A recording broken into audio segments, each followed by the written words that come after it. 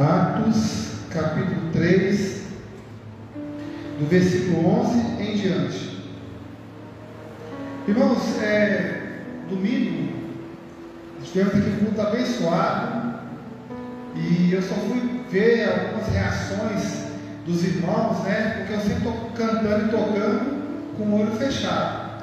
Aí eu assisti um vídeo, na hora de uns louvores, o irmão do céu estava chorando mesmo na presença de Deus, a menina dele chorando, mais alguns irmãos, alguns louvores.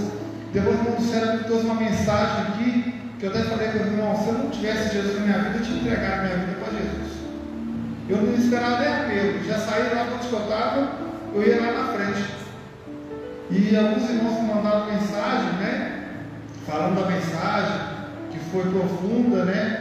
A irmã Creuza mandou uma mensagem falando, e foi bênção. E Deus colocou no meu coração de convidar o irmão do céu, de uma vez por mês. Ele vai escolher aí no domingo, provavelmente vai ser o último domingo do mês, um culto chamado Culto da Salvação. E eu coloquei uma caixa de som lá no carro. Eu tinha essa caixa há uns 10 anos, só que ela estava fora, né? É uma caixa que dá também para fazer propaganda na rua, anunciar o culto. Ele só tem que pagar só a gravação, colocar o pendrive e anunciar o culto da salvação, ou culto da vitória. É um slogan assim, bem chamativo, onde a palavra que ele prega é a palavra de salvação. Ele é evangelista nada, irmãos. Ele prega isso aí na rua. Ele parece um batista, eu falei com ele. Arrependei-vos. Né? Então, Deus colocou no coração de que é esse culto, porque vai atrair, porque as pessoas vão vir atrás de salvado de muita coisa, mas a primeira salvação que a pessoa tem que procurar ter no seu coração é através de Jesus, né? A Bíblia fala que Mateus 6,33, buscai primeiro o reino de Deus, né? E muitos têm procurado os bens materiais, né? Muitos têm procurado a área financeira, material, sendo que a primeira salvação que a pessoa tem que ter é da sua alma, né? Entregar a vida para Jesus. Então vamos estar orando, e o irmão do céu também pediu oração hoje aqui, tá? Na igreja. Ele vai viajar lá para Goiabal, que é a cidade de Madeira, então vai pegar a estrada, né? Ele pediu que estejamos orando pela viagem dele. Amém? Amém. Vamos ver então, irmãos. Os irmãos podem ficar sentadinhos. Atos 3, a partir do 11. O discurso de Pedro no templo. Apegando-se ele a Pedro e a João, todo o povo correu, atônito, para junto deles, no pórtico. Pórtico significa alpendre. No pórtico chamado de Salomão. À vista disso, Pedro se dirigiu ao povo, dizendo: Israelitas, por que vos maravilhais disto? Ou por que fitais os olhos em nós, como se pelo nosso próprio poder ou piedade o tivéssemos feito andar? O Deus de Abraão, de Isaque e de Jacó, o Deus de nossos pais, glorificou a seu servo Jesus, a quem vós traístes e negastes perante Pilatos, quando este havia decidido soltá-lo. Vós, porém, negaste o santo e o justo, e pediste que vos concedesse um homicida. Desfaste, matastes o autor da vida, a quem Deus ressuscitou dentre os mortos, do que nós somos testemunhas. Pela fé em nome de Jesus, é que esse mesmo nome fortaleceu a este homem, que agora vedes e reconheceis. Sim, a fé que vem por meio de Jesus deu a este saúde perfeita na presença de todos vocês. Amém? Amém. Oremos. Senhor meu Deus e meu Pai, nós te agradecemos, ó Deus, por essa palavra, por esse texto que nós lemos nessa noite. Pai, venha, Senhor, sobre a tua igreja, venha sobre as crianças que estão aqui, Pai, venha sobre os irmãos, amigos que estão assistindo o culto pelo Instagram, pelo Facebook e depois pelo YouTube, ó Pai. Abençoe essa palavra, Deus, que venha falar em cada coração, mudança de mente, ó Deus, e entender o propósito do Senhor para as nossas vidas. Essa oração que nós oramos, agradecemos em nome de Jesus. Amém. Amém. Irmãos, esse texto que nós lemos, ele está falando de uma continuação de um trabalho bem feito dos apóstolos naquele paralítico. Nós lemos semana passada, nós falamos sobre a cura do paralítico na porta do templo chamado Formosa, onde Pedro deixou muito claro ali que não é a porta, não é o lugar, mas é a palavra, é Jesus que cura. Amém? A fé de Jesus. O homem foi curado, ele estava atrás de esmola, estava atrás de dinheiro. Interessante, não sei como é que Deus é, né? Lá no sítio, lá do pastor ali, na reunião de terça-feira, eu não sabia que era eu que ia pregar. Geralmente a igreja no interior que recebe a reunião, quem recebe prega na próxima. E acabou que o pastor Eliseu que ia pregar e ele não pôde. E o pastor Marcos me chamou um dia antes, porque eu já tinha falado que ele tinha uma mensagem preparada para uma reunião. Mas não era de ontem, da mesa que eu preguei, era uma outra que está aqui guardada. E Deus deu no coração de falar naquela mensagem. E na hora que estávamos ali, terminando a mensagem, abriu espaço para discussão, para falar um pouco mais, os pastores falando. E o pastor Luiz Amado citou essa parte dessa mensagem, desse texto que nós vemos aqui, quando o paralítico estava lá caído, né, foi levado até na porta do templo pedindo esmola. Por quê? Os judeus davam altas esmolas, porque eles falavam, acreditavam que quem dava mais esmolas, muitas esmolas, era recompensado por Deus. Então, o paralítico sabia que as ofertas que iriam receber ali dos judeus eram altíssimas. Ofertas não, né? Esmolas eram altíssimas. Só que ele não esperava que estaria ali dois homens sem dinheiro, mas tinha a palavra de Deus. O Espírito Santo estava sobre Pedro, estava sobre João. E quando ele pede a esmola para Pedro e João, Pedro ergue a voz e fala: olha, eu não tenho nem ouro nem prata, mas o que tenho eu te dou. Levanta e anda, seja curado em nome de Jesus. Amém? Mais do que as ofertas dos judeus, que eram muito ricas, altas, mais de qualquer ouro e prata, ele tinha Jesus. E agora ele poderia trabalhar para conseguir dinheiro, não mais depender de esmolas. O difícil, irmãos, Deus nos tocou agora que no meu coração para falar isso. O difícil é mudar essa mentalidade. Tem muita gente que depende de Bolsa Família. Eu não sei como é que era, não sei como é que é agora nesse governo, mas no governo anterior, até no governo antes do Bolsonaro, quem recebesse Bolsa Família não podia casar, alguma coisa assim. Tem isso? Não, né? Tem, né? Se casar, perde a Bolsa Família, não ganha uma renda. Ainda tem isso? Tem. E muita gente, irmãos, está no pecado porque não quer casar. Porque tem a Bolsa Família, é 600? 600 e pouco. Não querem casar mas querem morar junto. Como é que muda uma mentalidade dessa? Só o Espírito Santo para convencer o homem do pecado, da justiça e do juízo. Porque como é que tira da cabeça desse paralítico: ó, agora você vai ter dinheiro, agora você vai poder trabalhar, você vai correr atrás do seu ganha-pão. Mas o poder da palavra transformou aquele paralítico, que ele levantou e começou a pular, né? Imagina a pessoa pular, Deus, né? Ele está louvando ao Senhor. Olha que bênção, irmãos. A mentalidade dele mudou, né? Eu creio também que talvez você que está nessa situação, recebe Bolsa Família, está precisando, mas não deixe de casar, de consertar sua vida com o Senhor, batizar, servir ao Senhor, porque você vai encontrar igreja que vai te aceitar do jeito que você está. A Bíblia fala: vem como estás, mas precisa transformar a sua vida. Você precisa conhecer Jesus, você precisa mudar, consertar, para que você possa ter direito ao céu, como o paralítico aqui. Agora, nesse texto que nós lemos, o ex-paralítico estava tão feliz, ele estava seguindo já Pedro e João, ele estava sendo já discipulado, ele era discípulo de Pedro e João, e quando ele templo, olha o que acontece. Apegando-se a ele, versículo 11, a Pedro e a João, todo o povo correu atônito para junto deles o poste chamado Salomão. Irmãos, o povo estava indo atrás dele porque ele foi curado. Ele não estava indo atrás dele por causa de fé em Jesus, não. Eles estavam atônitos, eles estavam apavorados, perplexos. Eu vou lá atrás do milagre, eu vou atrás de Pedro, eu vou atrás de João. E é isso que nós estamos vendo por aí.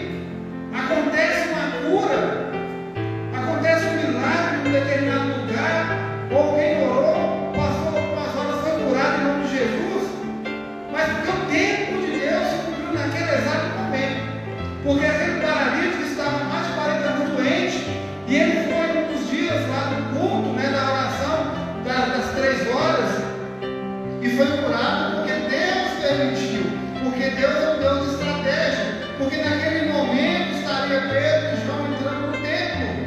Várias vezes ele ia ao templo pedir dinheiro, mas estava naquele momento Pedro e João. E Pedro cura ele no nome de Jesus. Então não é a pessoa, Pedro vai dizer que não é ele, e automaticamente ele fala que também não é João, mas ele atribui a cura daquele homem a uma pessoa. Lendo ainda a palavra, o versículo 12 diz: à vista disso, Pedro se dirigiu ao povo, dizendo: israelitas, por que vos maravilhais disto? Ou por que fitais os olhos em nós, como se pelo nosso próprio poder ou piedade tivéssemos feito andar? Olha o que Pedro fala. Ele fala também no nome de João. Não é ele, não somos nós, não é o lugar, mas é Jesus. Então, meus irmãos, nós vemos muito isso, a pessoa atribuindo a um determinado lugar ou a pessoa para estar ali para ser curado. Pode acontecer de ter a cura, mas se for a vontade de Deus, e se acontecer, não pegue os créditos para você, que é feio, porque Pedro está falando aqui, porque estão fitando os olhos em nós, como se fosse pelo nosso próprio poder a cura desse homem. Aí ele fala, no versículo 13: o Deus de Abraão, de Isaac, de Jacó, o Deus de nossos pais, glorificou o seu servo Jesus, a quem vós traístes e negastes perante Pilatos, quando este havia decidido soltá-los. Irmão, Pedro, ele está fazendo o que aqui? Exaltando o nome de Jesus. Amém, irmãos? Às vezes você recebe elogio porque você cantou bem, ou porque você tocou bem. Não, toda honra e toda glória seja dada ao Senhor. É glorificar aquele que está nos abençoando, porque nós somos apenas instrumentos. Às vezes você está passando na rua e pensa assim: nossa, você tem características de ser um servo de Deus. Amém. Toda honra e toda glória seja dada ao Senhor, porque você está vivendo o testemunho que o Senhor Jesus pediu para você. Desce sobre ele e começa pelo comportamento, Pedro exalta o nome de Jesus, ele exalta o nome de Deus, mas ele critica a ação daqueles que rejeitaram Jesus quando estavam vivos. E ele fala assim: foi ele que curou, foi Jesus que curou, esse Jesus que vocês rejeitaram, esse Jesus que quando Pilatos, se eu não me engano, está lá em Mateus 27, que Pilatos falou assim: quem que vocês querem que solte? Jesus ou ladrão? E eles falaram: solta o ladrão e deixa Jesus preso. É esse Jesus que vocês falaram que deixaram preso. É ele que morreu e ressuscitou e curou. Vamos abrir nossas Bíblias, Mateus 17, Mateus 27, a partir do 17. Mateus 27, a partir do 17.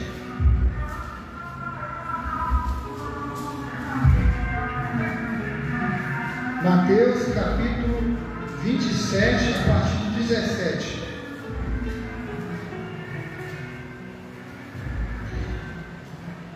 Estando, pois, o povo reunido, perguntou-lhes Pilatos: a quem quereis que eu vos solte?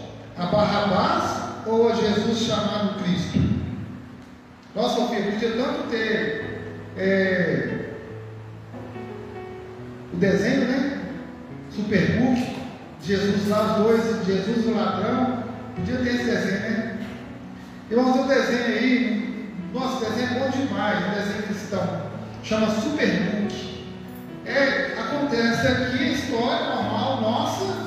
Aí o livro chega e joga as pessoas lá para dentro do livro. Agora eu vou te levar lá para a história onde Jesus foi crucificado. E eles começam a ver a cena de Jesus ser crucificado. E é uma lição de moral para aqueles que estão indo para lá. Porque antes de ir, eles estão fazendo alguma coisa. Talvez falta de compromisso, falta de perdão. Aí leva para uma história que tem perdão. Muito interessante. Continuando aqui o versículo. Estando, pois, o povo reunido, perguntou-lhe Pilatos: a quem quereis que eu vos solte? Barrabás ou a Jesus, chamado Cristo? Porque sabia que por inveja o tinha entregado. E estando ele no tribunal, sua mulher mandou dizer: não te envolvas com esse justo, porque hoje em sonho muito sofri por seu respeito. Mas os principais sacerdotes e os anciões persuadiram o povo a quem pedisse Barrabás e fizesse morrer Jesus. De novo perguntou-lhes o governador: qual dos dois quereis que eu vos solte? Responderam eles: Barrabás. Replicou-lhes Pilatos: que farei então de Jesus chamado Cristo? Seja crucificado. Respondeu todos. Que mal fez ele? Perguntou Pilatos. Porém cada vez clamava mais: seja crucificado. Então saímos. O povo não queria ver Jesus solto. O povo queria ver Jesus crucificado. Inveja de todo o projeto, todo o trabalho que Jesus estava fazendo. E também a vontade de Deus estava sendo se cumprida ali naquele momento. Nós não podemos esquecer disso. Mas poderia um gritar lá no meio dos judeus: não, solta ele é justo. Até a mulher de Pilatos reconheceu que ele era justo, que ele era santo. E esse Jesus que eles gritaram: crucifica-o, solte Barrabás.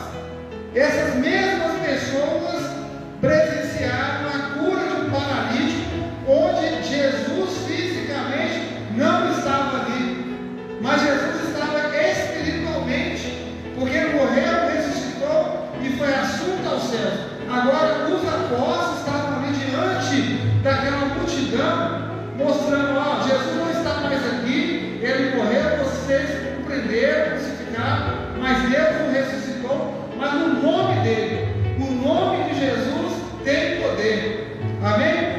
E foi neste nome, o nome que dá a vida.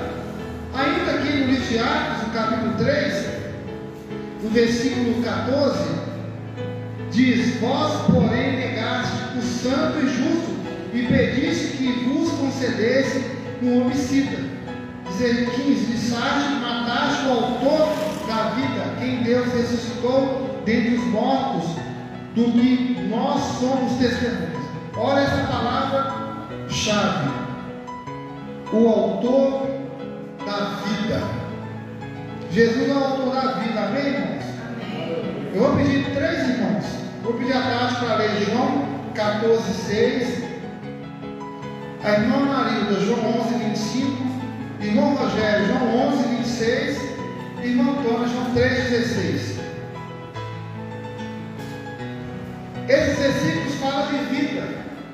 Quando Pedro e João estavam ali no templo, falaram com eles: matastes o autor da vida, a quem Deus ressuscitou dentre os mortos, do que nós somos testemunhas. Em toda a palavra, Jesus se mostrava, apresentava como autor da vida.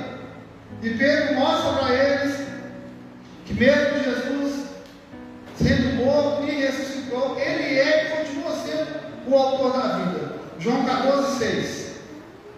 Disse-lhe Jesus: eu sou o caminho e a verdade e a vida. Ninguém vem ao Pai senão por mim. Olha, meus irmãos, que a vida, nós sabemos que a morte, né, ela quer dizer, literalmente, é uma separação. Quando o pecado entrou no mundo, trouxe a morte física e a morte espiritual. A morte espiritual, meus irmãos, entre a vida e a vida eterna, existe um abismo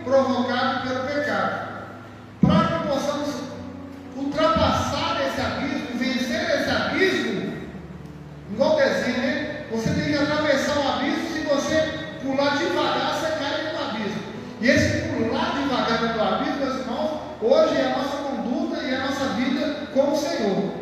Hoje as pessoas estão longe, lá no paraíso, lá da eternidade. Eles têm que atravessar esse abismo porque estão no pecado. Então Jesus era o caminho, a verdade e a vida. Com Jesus não há mais separação do homem e Deus. Jesus, ele é o mediador, né? 1 Timóteo 2,5 fala, ele é o mediador entre o homem e Deus. Então nós dependemos dessa vida que está em Jesus. João 11:25. Então Jesus declarou: eu sou a ressurreição e a vida. Quem crê em mim, ainda que morra, viverá. 26. Todo, Não, é João 11:26. todo, 26. O céu 16, João 3,16. Bom Rogério João 3,16 e Antônio João 11:26. Então tá, é isso mesmo. Então, Bom Rogério, é isso mesmo.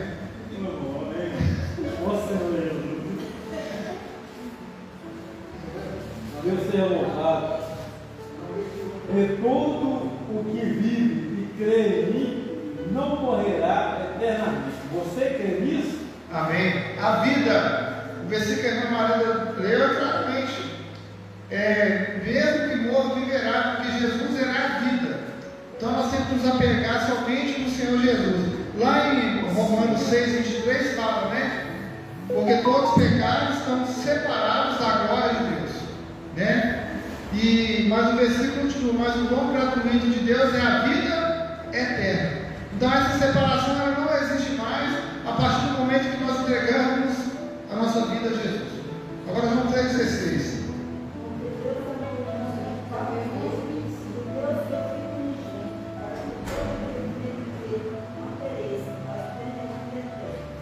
Amém.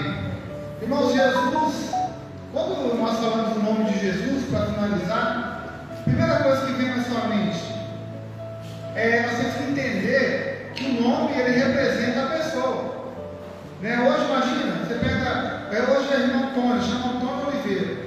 Imagina se o irmão Antônio chamasse Dona Joana, mudasse o seu nome para Joana. Você fala, eu quero mudar, vou lá no cartão para mudar o nome para Joana. Tem a ver com a senhora?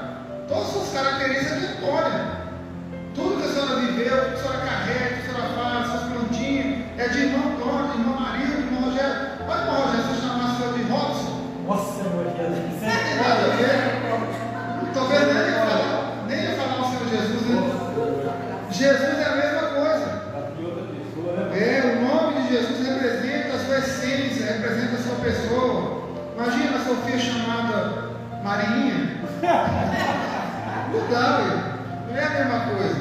Então, existem, meus irmãos, hoje muitos recursos, né, para uma solução de um problema. Se você tem problema de saúde, tem um recurso de ir ao hospital. Se você tem problema na justiça, se você tem problema de receber algo que é seu direito, né, você tem que ir na justiça. Às vezes você quer comprar alguma coisa, o recurso é o dinheiro. Mas todos esses recursos que existem, eles são finitos, eles acabam. Mas o nome de Jesus é o único recurso que não tem limites. Em seu nome carrega a essência do próprio Deus. Amém? O nome de Jesus, ele carrega a salvação. O nome de Jesus, ele traz para a nossa vida. Então, quando nós pensarmos em doença, nós lembramos de hospital. Quando nós pensamos em receber algo que está sendo lesado por uma empresa, nós procuramos a justiça. Mas quando nós pensamos em vida eterna, não é o homem, nós temos que lembrar, é Jesus. Porque esse nome traz e dá a vida. Amém? Amém. Para finalizar, Romanos capítulo 6, versículo 23. Romanos 6, 23. Porque o salário do pecado é a morte, mas o dom gratuito de Deus é a vida eterna em Cristo Jesus, nosso Senhor. Amém? Então, o nome de Jesus representa a sua essência, que é a vida. O nome de Jesus representa a salvação. Amém? Que Que Deus possa abençoar os irmãos essa noite, em nome de Jesus.